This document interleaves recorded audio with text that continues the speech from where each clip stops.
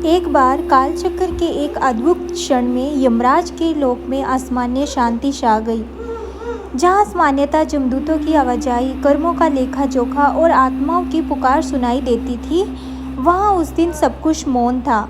न नरक के द्वार खुल रहे थे, न कोई आत्मा वहाँ पहुँच रही थी। यमराज चिंतित हो उठे। उन्होंने तुरंत चित्रगुप्त को बुलाया और पूछा, आज बही खाते इतने शांत क्यों हैं? क्या कोई भूल हो गई है? चित्रगुप्त ने विनम्रता से कहा, प्रभु, कोई त्रुटि नहीं है।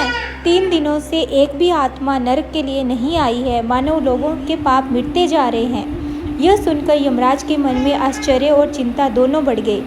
उन्होंने सोचा, क्या सच में संसार बदल रहा है? इस रहस्य को जानने के लिए वे तुरंत भगवान विष्णु के धाम बैकुंठ की ओर चल पड़े। बैकुंठ पहुंचते ही उन्होंने देखा कि भगवान विष्णु शेषनाग पर विराजमान है और माता लक्ष्मी उनकी सेवा कर रही है। यमराज ने प्रणाम कर अपनी चिंता व्यक्त की। प्रभु, पापी आत्माएं यमलोक क्यों नहीं आ रही?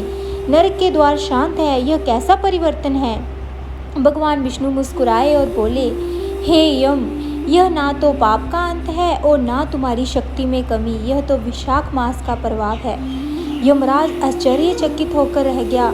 क्या यह महीना इतना प्रभावशाली होता है प्रभु? विष्णु ने समझाया, वैशाख को माधव मास कहा जाता है। इस समय जो मनुष्य प्रातःकाल स्नान करता है, तुलसी की सेवा करता है और प्यासों को जल देता है, उसके जन्मों के पाप नष्ट हो जाते हैं। इस समय में किया गया छोटा सा पुण्य भी अनेक गुना फल दे देता है। ऐसे लोग तुम्हारे लोक में नहीं आते, वे सीधा मेरे धाम को प्राप्त होते हैं। उन्होंने आगे कहा, जब धरती गर्मी से तपती है और जल की कमी होती है, तब जो दूसरों की प्यास बुझाता है, वह केवल सेवा नहीं करता, वह जीवन देता है। ऐसा व्यक्ति दंड का नहीं, दया का अधिकारी होता है। यमराज ने विनम्रता से पूछा, तो क्या इस समय मेरा कार्य समाप्त हो जाता है? भगवान विष्णु ने उत्तर दिया, नहीं, तुम्हारा कार्य सदैव आवश्यक है, पर वैशाख दया का महीना है। जैसे तुम्हारे पास न्याय का अधिकार है, वैसे ही मेरे पास करुणा का।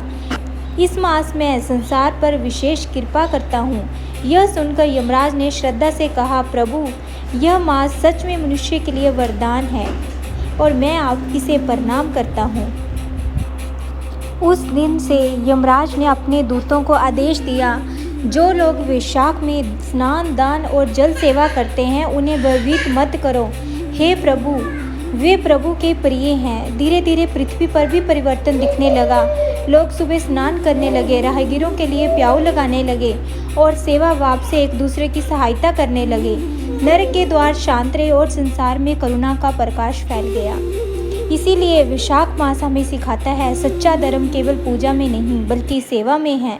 जब हम किसी की प्यास बुझाते हैं, दुख दूर करते हैं, तभी हम ईश्वर के सबसे निकट होते हैं। वैशाख मास